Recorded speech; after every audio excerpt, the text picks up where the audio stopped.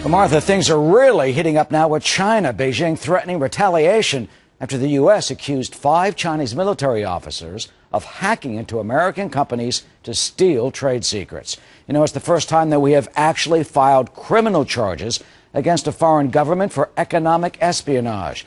And China is responding by summoning our U.S. Ambassador, Max Baucus, to protest. And they've accused us of this.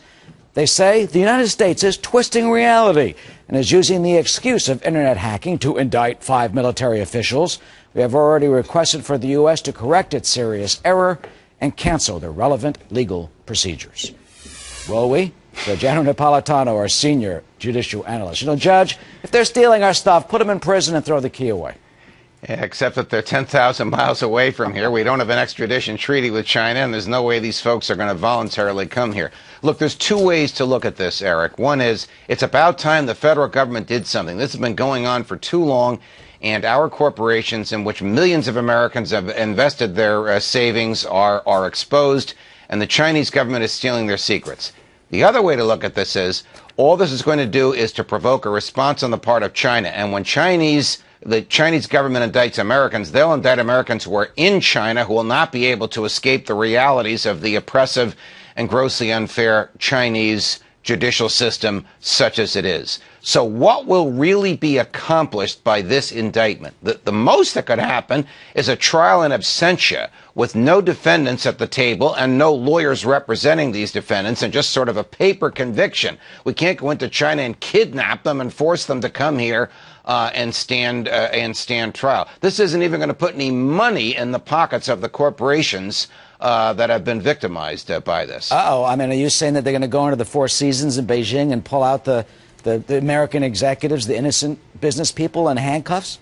It wouldn't surprise me if the Chinese government does that, so that they have a trading implement with which they can trade against the U.S. government for a dismissal of the indictment. As you said in your introduction, this is the first time in modern history that the American government has indicted officials of a foreign military for industrial espionage. Remember, these computers that were hacked were not government computers. These were computers of private industry. What should private industry do? Well, when Google was hacked, when Facebook was hacked, when Apple was hacked, what did they do? They went out and defeated the hackers. They put in firewalls and instruments and procedures so the hacking couldn't be done. By the way, Eric, do you know who it was who hacked Google and Facebook and Apple that caused them to put in these firewalls? No, who? The same federal government that is prosecuting the Chinese military officials.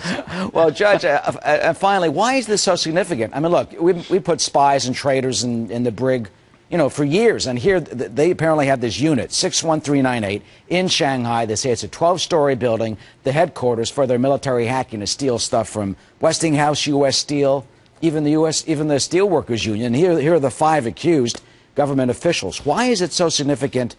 And why did we do it now if, as you say, there could be a potential danger for American businessmen? Look, a cynical reason for why we did it now is because the Obama administration wants to get its scandals with Benghazi and its scandals with the Veterans Administration, in both of which innocent human beings died because of the government's incompetence, off the front page. There may be some intelligence reason for doing it now. If you read between the lines, Eric, in the Chinese government's response, it's basically, hey, you know exactly who's spying on you. We know who's spying on us. We're both spying on each other. There are other ways to resolve this than to indict these 4 low-level people. These are not senior people. These are not Chinese admirals and generals or directors of intelligence. These are the people actually working the computers. All right, and guess who's in Beijing today? Vladimir Putin. Wow. Uh-oh. Judge, thank you so much. Curiouser and curiouser. Pleasure, Eric. Absolutely.